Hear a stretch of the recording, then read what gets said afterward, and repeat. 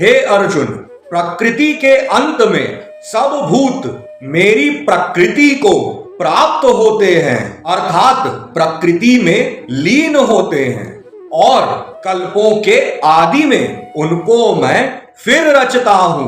नमस्कार, जय श्री कृष्ण।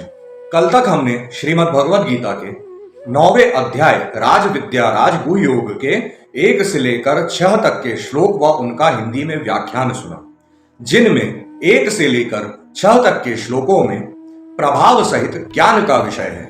आज हम 7 से लेकर 10 तक के श्लोक व उनका हिंदी में व्याख्यान सुनेंगे, जिनमें 7 से लेकर 10 तक के श्लोकों में जगत की उत्पत्ति का विषय है। चलिए प्रारंभ करते हैं।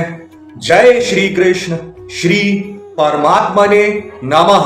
सर्वभूतानि कौन्तेय प्रकृतिम यान्ति मामिकाम् कल्पक्षये पुनस्तानि कल्पादौ विसृजाम्यहम् प्रकृतिम स्वामवष्टभ्य विसृजामि पुनः पुनः भूतग्राममिमं कृत्स्नमवशं प्रकृतेर्वशात् न च माम तानि कर्माणि निबध्नन्ति धनंजय उदासीन वदासीन मसक्तम तेषु कर्मसु मयाध्यक्षेण प्रकृति सूयते सचराचरम हेतुनानेन कौन्तेय जगद्विपरिवर्तते।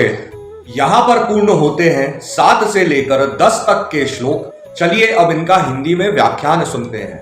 श्री कृष्ण भगवान कहते हैं, हे अर्जुन, प्रकृति के अंत में सब भूत मेरी प्रकृति को प्राप्त होते हैं, अर्थात प्रकृति में लीन होते हैं, और कल्पों के आदि में उनको मैं फिर रचता हूं।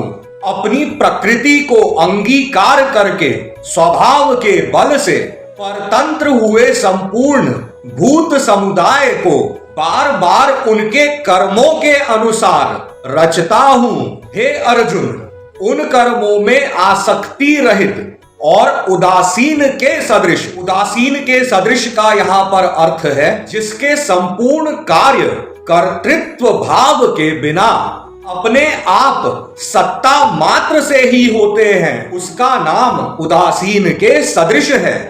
उदासीन के सदृश स्थित मुझ परमात्मा को वे कर्म नहीं बांधते हैं। हे अर्जुन, मुझ अधिष्ठाता के सकाश से प्रकृति चराचर सहित सर्व जगत को रचती है, और इस हेतु से ही यह संसार चक्र घूम रहा है। यहाँ पर पूर्ण होते हैं 7 से लेकर 10 तक के श्लोक व उनका हिंदी में व्याख्यान। आगे की श्रीमद् भगवद गीता सुनने के लिए हमारे साथ जुड़े रहें और कमेंट में जय श्री कृष्ण राधे राधे लिखते रहें और शेयर भी करें, क्योंकि शेयर करने से आगे लोग जो श्रीमद् भगवद गीता नहीं पढ़ पाते हैं किसी वजह से, काम की वजह से आजकल जीवन में बहुत सारे काम होते हैं, तो वह भी श्रीमद् भगवद गीता को यहां से सुन सकते हैं। और आप सभी को बहुत बहुत धन्यवाद।